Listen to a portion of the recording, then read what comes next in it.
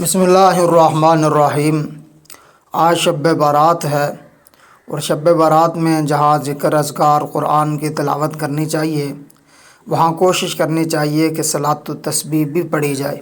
صلاۃ التسبیح کے بارے میں سنن ابن ماجہ میں روایت نمبر 1387 ہے۔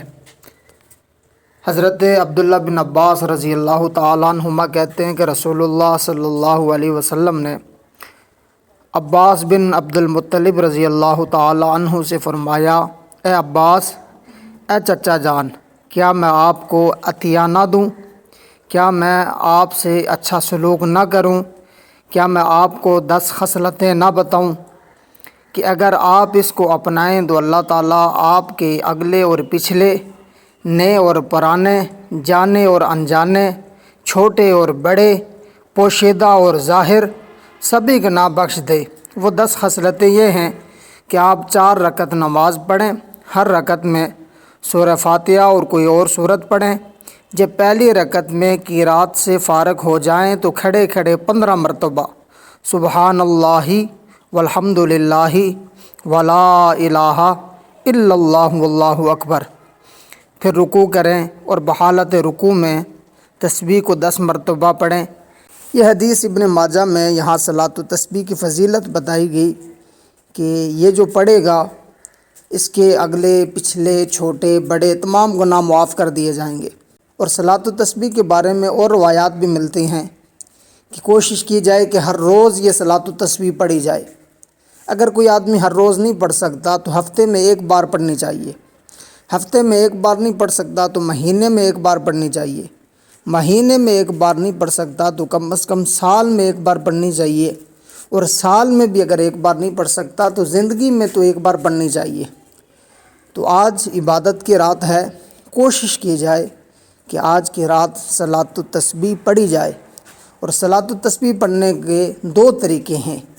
ایک طریقہ تو یہ جو روایت کے اندر تھا، اسی طرح اور روایات بھی ملتی ہیں۔ دوسرا طریقہ یہ ہے کہ 4 رکعت والی نماز ہے، آپ نے سبحانک اللہم و بحمدک و تبارک اسمک و تعالی جدک و لا الہ غیرک پڑھ لیا۔ اعوذ باللہ بسم اللہ پڑھنے کے بعد سبحان اللہ والحمد للہ ولا الہ الا اللہ واللہ اکبر 15 بار آپ نے یہ تسبیحات پڑھنی ہے۔ پھر اس کے بعد آپ سورہ فاتحہ پڑھیں، پھر 7 سورت ملائیں، اس کے بعد آپ نے 10 مرتبہ پھر یہ تسبیح پڑھنی ہے۔ اب یہ 25 مرتبہ ہو گیا۔ پھر رکوع میں 10 بار پڑھیں گے تو 35، رکوع سے جب کھڑے ہوں گے پھر 10 بار پڑھیں گے تو 45، پھر سجدے میں جائیں گے تو 10 بار پڑھیں گے، یہ 55، سجدے سے اٹھ کر جب جلسے میں بیٹھیں گے تو 10 بار پڑھیں گے، یہ 65، اور دوسرے سجدے میں جائیں گے تو 10 بار پڑھیں گے، اب یہ ہو گیا 75۔ 4 رکعت میں آپ نے یوں ہی 75 مرتبہ آپ نے یہ تسبیحات ہر رکعت میں پڑھنی ہے۔ تو یہ 4 رکعت والے نماز میں 300 بار یہ تسبیحات پڑھی جائیں گی۔ تو کوشش کی جائے کہ آج کے رات یہ تسبیحات پڑھی جائیں۔